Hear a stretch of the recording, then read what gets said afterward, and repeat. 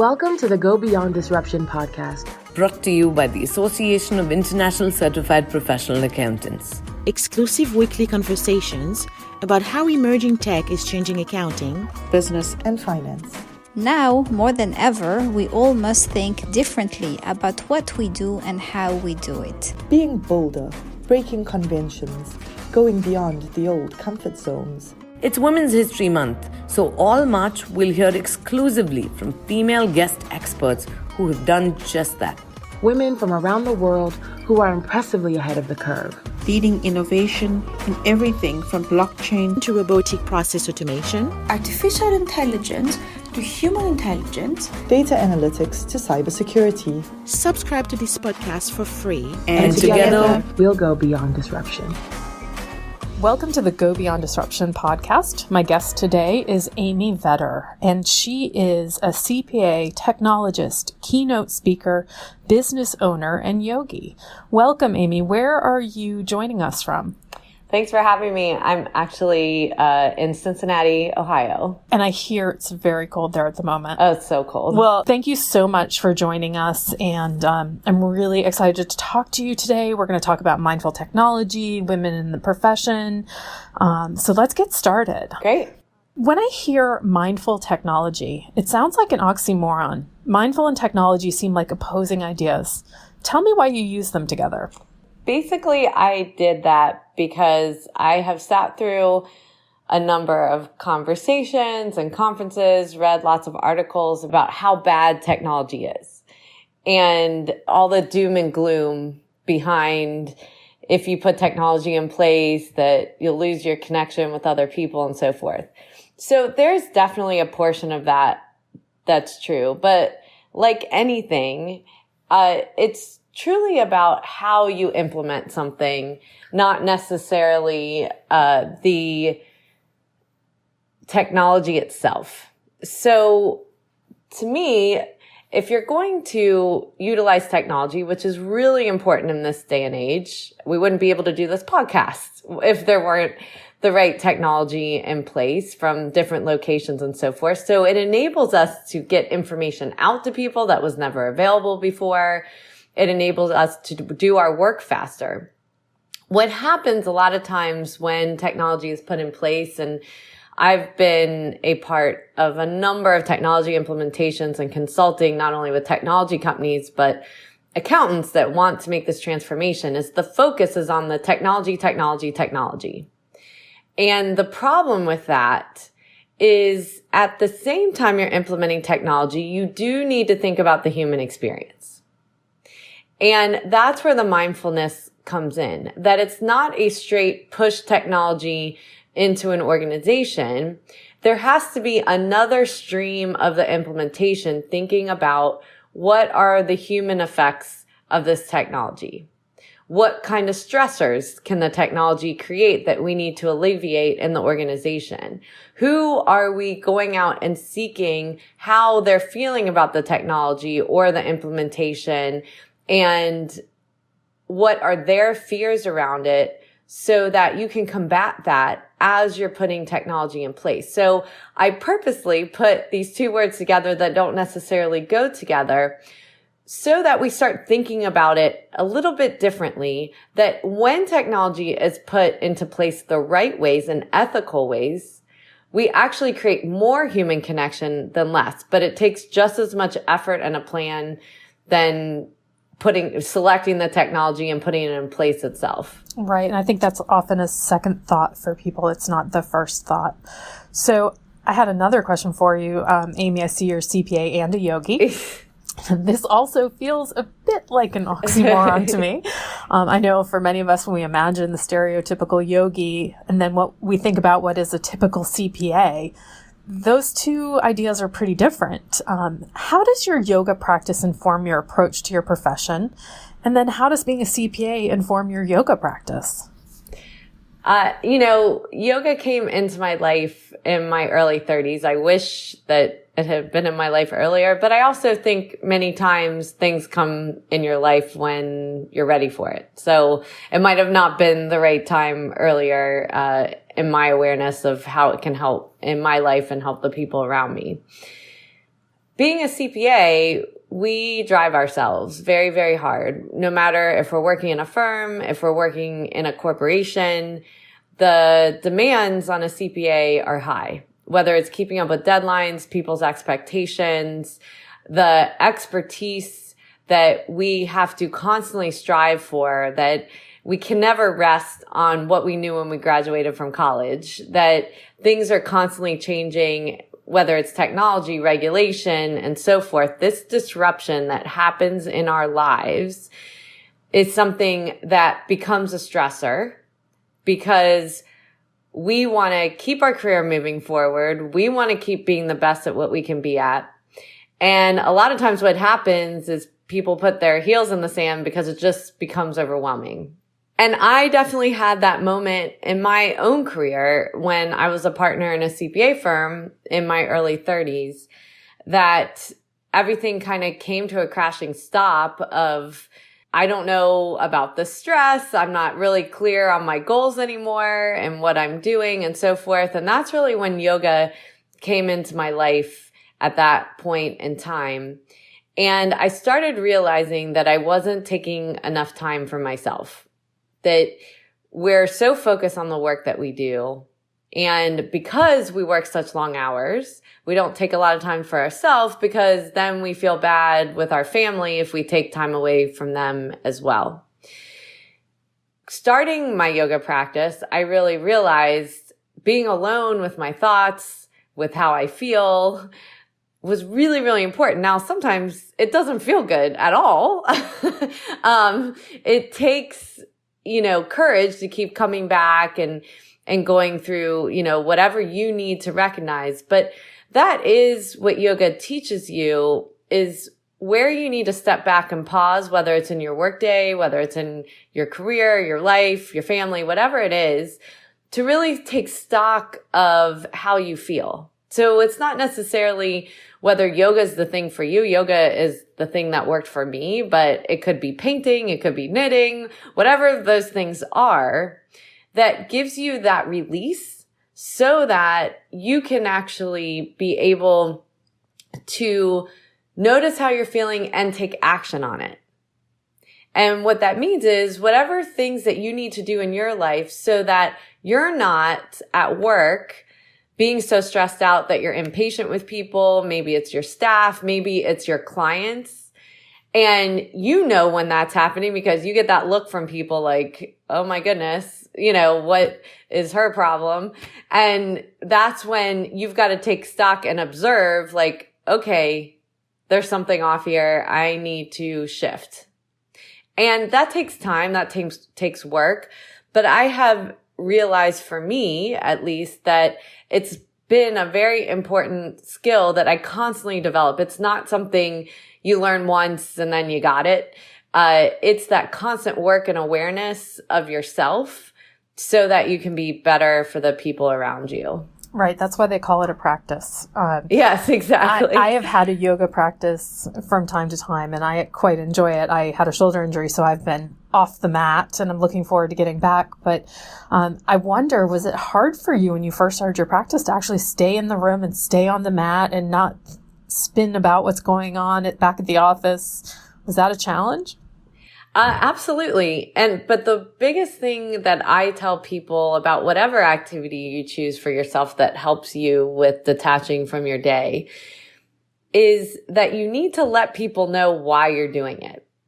So at that time in my life when I started this and I started realizing how different I felt when I went to a yoga practice and so forth, I actually started going through an emotional journey myself of really trying to understand how I feel and what was right in my life and wrong in my life and what do I do to pivot that.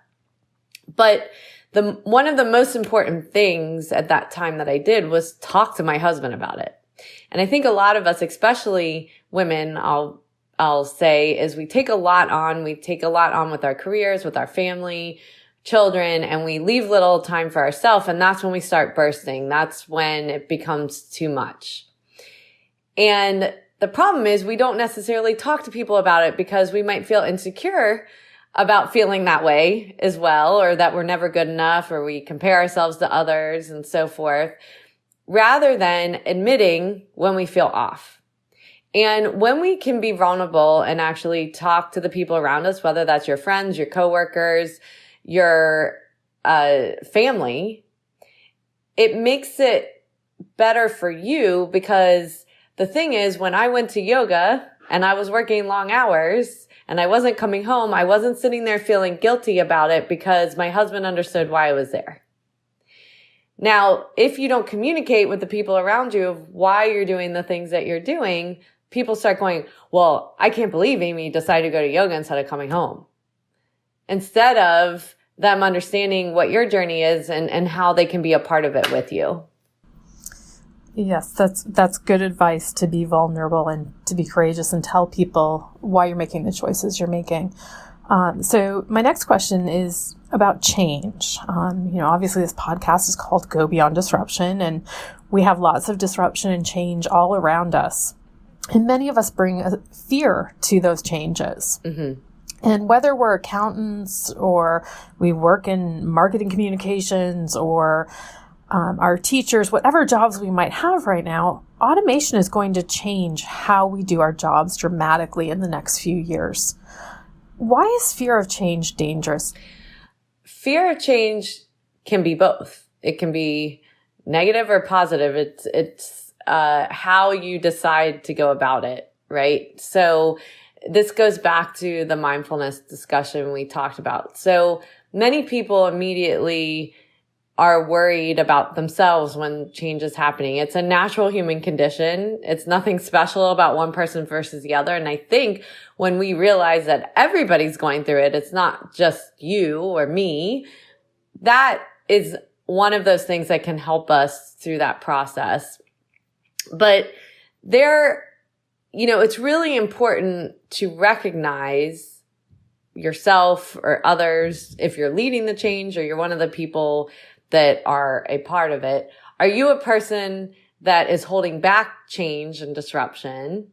Or are you a person that wants to get your hands dirty and actually get in there and help with that change management process and be able to give your feedback as it's happening?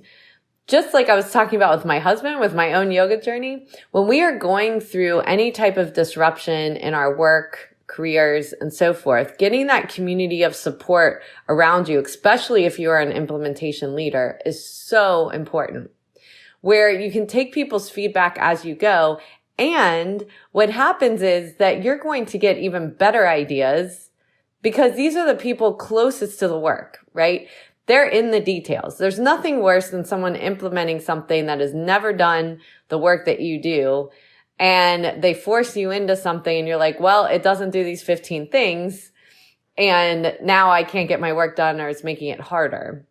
And then you got to undo what you just did. Instead of, if you bring everyone along for the process and get their feedback, and when you're noticing that there are certain people that are having too much fear come up or pushing back too hard, when do you meet with those people individually to really understand what's driving that and how you may be able to hopefully flip that for them or find an opportunity for them that's going to be a better, safer opportunity for their personality that would make sense for them. That's good advice. And I think, when we think about change and disruption, I find that if I have an active role in bringing about change or learning about the change, it's less scary.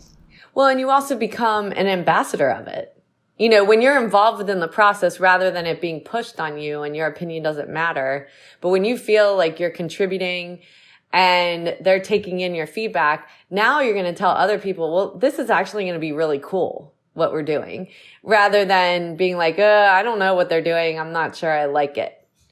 That's a whole different experience. And when you can actually be a part of the process and help the excitement as it's going, again, this is the human side, the mindfulness side as you're implementing, that's really important. The other thing that I would say too, that is a really important piece when you're going through implementation as a user, that when you're implementing new technology, you kind of have to use the 80-20 rule. So I can use an example right now that in my own yoga studio, so I own a yoga studio, we have been using the same POS system since we began. And this year this has been a thing we say every year, we want to switch off of it. And then we're like, oh, the work, I don't know if we're going to do it. So finally this year, we just pulled the Band-Aid off and said, we're doing it. We want to do this. We got to go after it. Now, when you put newer software in, there's always the 80-20 rule of it's going to be 80% better. The return on investment will be more efficient. Maybe the user interface is better. The workflow might be better. It might eliminate a lot of manual tasks that you had to do before. There's going to be 20% of it that's not going to be things you like, or it doesn't have what you used to have and so forth. So you have to build processes around, okay, for the portion that it doesn't have, I need to build in those manual processes to know that it's happening and be clear about it, but keep my focus on the 80% that made it better. And too many times, and it's a human way of going about things, we focus on the negative instead of the positive. And I think it's really important that as we go through this process of disruption and implementation, that we keep putting a chart together. Okay, what is the pros? What is the cons? Do we still think the pros are worth going down this path, even though we have these negatives? And that always gets everybody reset of like, yeah, this really is the right path. I like that rule. I'm going to remember that. 80% positive. I think that applies to a lot more than technology. Oh, for sure. So many of us are addicted to our phones. I know that I'm very intentional about taking breaks from mine. For example, I try not to use my phone after 9 p.m. unless it's to set my alarm clock. I also try not to check email on Sundays. Good for you. Do you have any tips for us about how to break some of these addictions? And, what do you see as sort of the upside and the downside of our phone addiction? I think it's really important to do what you're doing. And you can do them in little steps like you talked about that. Maybe it's certain days of the week, you're not looking at your phone, or at night to make sure that you're decompressing. Because the most important thing for us, especially when we talk about night and our health, is sleeping. And all the research is for women, we need to have 8 to 10 hours of sleep at night. So there's many adult women that are probably not getting that. Men need 7 to 9 hours. And part of what creates our sleep deprivation is when we work too long, when we're on our phones too long, when we're watching TV too long, right before we go to bed. And putting those habits in place so that we can be fresher for the next day. And why this is important is when we sleep, we're clearing emotions from the day before so that we don't wake up as mad as we were when we went to bed for whatever happened that day. We're clearing it. And these practices are really important, that it's not something we're just saying to do. It's actual brain health so that we can be more present at work and make sure our attitudes are where we want it to be and with our family. Now, another important area of this is that when we're meeting with someone, we're not getting distracted by our phones as well. That, someone has prepared for that meeting. They put time and effort to set an agenda or things that we're waiting to talk to you about. So when you're getting distracted by your phone and keep saying, oh, hold on 1 second, I just need to get that. I just need to look at that text real quick. We have to think about the experience we're creating with the other person. Even if it's unintentional, we're giving them a message that they're not as important. Now, we can use things on our phone like Do Not Disturb and even on our computer so that we don't see the notifications pop up and we don't get those flashes, or not even put the phone on the desk if we're meeting with someone, so that we can have that personal connection that we need where someone knows that you're taking them seriously and that they're important. Right. I actually use a reservation app for dinner, and I've noticed that it puts my phone on Do Not Disturb when I'm out to dinner, and I love it. I don't even have to think about putting it on Do Not Disturb. It's a great example of how technology can help you. Automation and maybe a little bit of machine learning. And I just thought that was a great feature of this app. Well, and I sat in a session last year with Google, which I found really interesting, is they have ethics experts sitting in meetings with product developers as they're putting together technology for this reason, is what's the ethical side of doing certain automations and machine learning and so forth. And then how do you build in the ethical side? So that's really an example right there where they're trying to reduce addiction to the technology so that you are present when you're with a person. That's great. Yeah, I really like it. And I also had a job where we were expected to come to meetings with no computer, no phone, so that we could be present in the meetings. And I really appreciated that. Yeah. And there are times where I wish we would sometimes have a no technology rule in meetings, especially if you're trying to brainstorm or respond to ideas. Yeah, because your brain can't multitask. It just can't. We think it can. We like to believe it, but it doesn't. Yeah, but our IQ actually drops when we're multitasking. That's a scary thought. Yeah.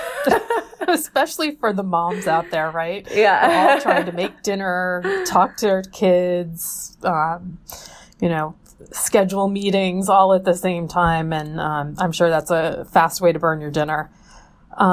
Exactly.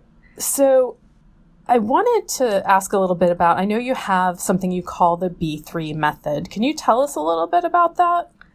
Yeah. So I referred in the beginning to this journey that I went on in my own life. And through the years of learning and going deeper into that and understanding its effects on my family, my work life, and so forth, I started developing a methodology called business plus balance equals bliss. So what that means is the business situations that we're in all day long that create stress for us, whatever that is, another person, the technology, the deadlines we're under, you can apply that in that bucket. But then we need to think about how we balance those stressors in our life. Now, we can do it with little things during the workday, just like we talked about making sure we're not getting addicted to technology, that we're more present. Or we find ways during the day to go take a walk or listen to music or whatever we have to do to give our brain a rest so that we can be most efficient, most productive during our workday.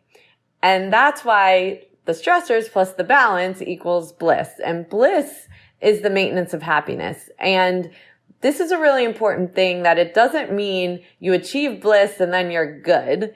It means that you become more aware of how you feel so that you can be pausing and understanding that when you get off, because life happens. So what might be working for you today may not work for you tomorrow, depending on what's coming at you. So what do you do to maintain your happiness, to shift, to pivot so that you can maintain that bliss state in your life? And that takes work. That takes practice. But it gives you something to think about when you're evaluating how you're going about your day or the stressors of which ways that you can go about to actually overcome that. And I've written a book about it. I've got an online learning program to help people to really start thinking about implementing it into their life. It sounds like a perfect antidote to the technology addiction. Yes, exactly. So it's completely that, so that we become more aware. A lot of times we can be inspired when we listen to a talk about this and so forth, but we don't actually know what the steps are to get there. And that's what I'm trying to provide people, are those little teeny steps they can do each week and be able to be intentional about their week rather than that week just coming at them. How can you control your day better? How can you control how you feel better? And provide those exercises so that it starts becoming more second nature. So I've heard in some of your talks, you talk about purpose and beliefs and how they're different. And I imagine this sort of is a part of finding your bliss, is recognizing what your purpose is. Can you tell us a little bit about that? Yeah. So I think we spend, especially when we're going, like if you use a business example of technology disruption and so forth, that we create all these goals of business goals that we want to achieve, but we don't actually step back from a personal standpoint of the why. Why do we want to do this in our life? What is the personal purpose behind that? Because when we start getting to our own personal purpose, our business goals, our career goals, and so forth become more visible to us. And we also know what aligns to our personal purpose. So, for instance, for me, I grew up in a very entrepreneurial family. My mom's business, my grandmother was a business owner, my grandfather was a CPA. So it's not just about being a CPA and being good at math. It's about, I want to make sure no matter what I do in my career, that I am helping entrepreneurs like my family, like myself, to be able to achieve what they set out to for themselves and for their families. So no matter what I do in my career or my business, I want to make sure that I can always align it back. So when I set my business goals, do I align it back to my personal purpose so that I know when I'm out of alignment and go, is that really an area that I want to go into? Because it doesn't really align to who I am or to who the business is. And really understanding that and being reminded of it. A lot of times businesses create mission statements and they're just something published on a website, but everyone there doesn't live it. They don't feel it. And they're not being evaluated based on, are they living out that mission and that personal purpose?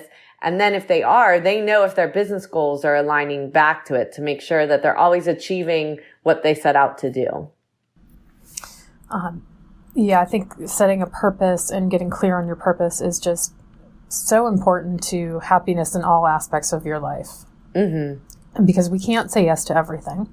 We have to say no to some things. And how do you know what to say no to if you don't know what your purpose is? Right. What are your guiding principles? Yeah. Well, for this month of March, we're talking to women leaders in honor of Women's History Month here in the United States and International Women's Day.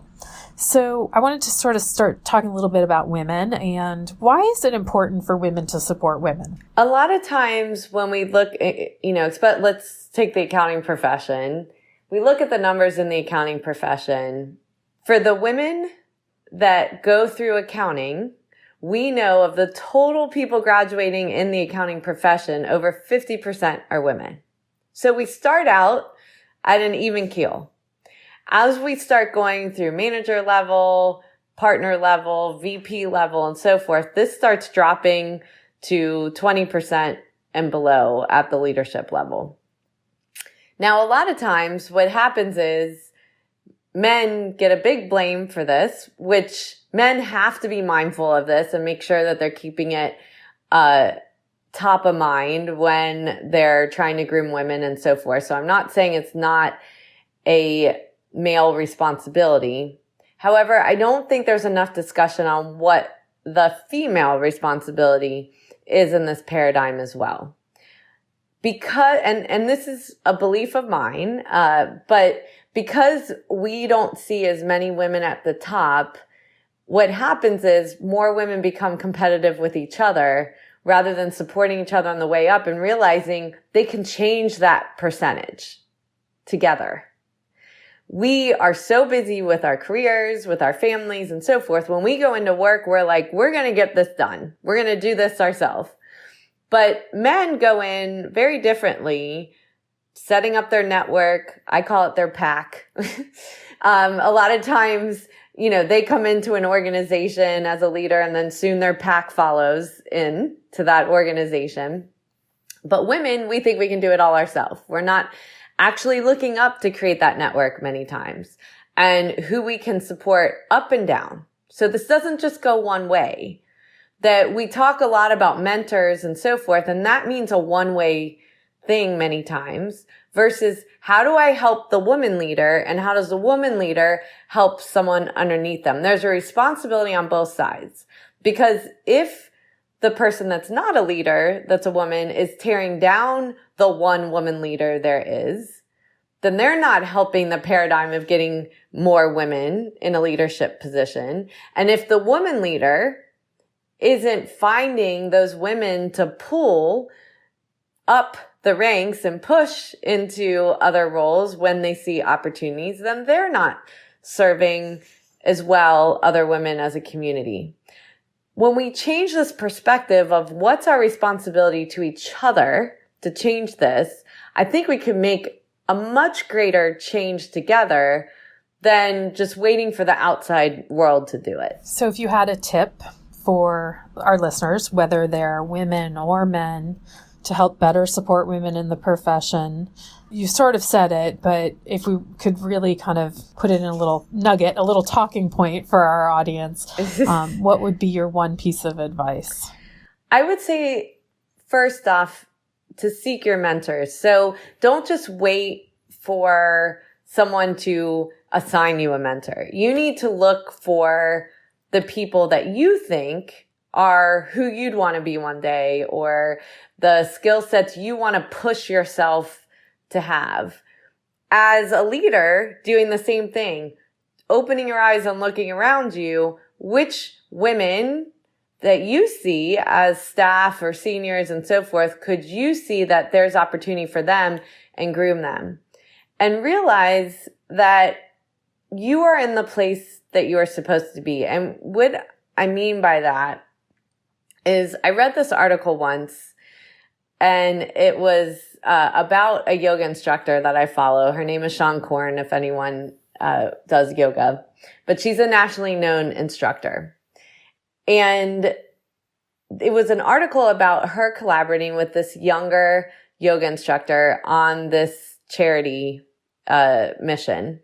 And the interviewer asked them, how did the two of you end up together? And so the younger yoga instructor was saying, well, Sean Korn started coming to my class. And at the end of every class, she would disappear. And I would want to go talk to her. And I just couldn't believe that she was coming to my class. I was so honored. And then finally, she caught Sean Korn one day. And she said to her, I so look up to you. Would you mentor me? And Sean Korn paused for a moment and said to her, as long as you give back one day to a woman that you may feel threatened by. So no matter where we are in our career, we need to realize that in order to get to the next stage, we have to create room for the next person and not be challenged by that person. Instead, how can we groom them to get them to that point so that we can do our next best work? And that would be my advice. I love that. I love that. And I also think, we have to start approaching it from a place of abundance. Mm-hmm. There's room for everyone. Yes. Well, this has been wonderful, Amy. Thank you so much for taking the time to talk with us today about everything from yoga to technology to leadership. It's been a real pleasure. Thank you so much. Thanks so much for having me.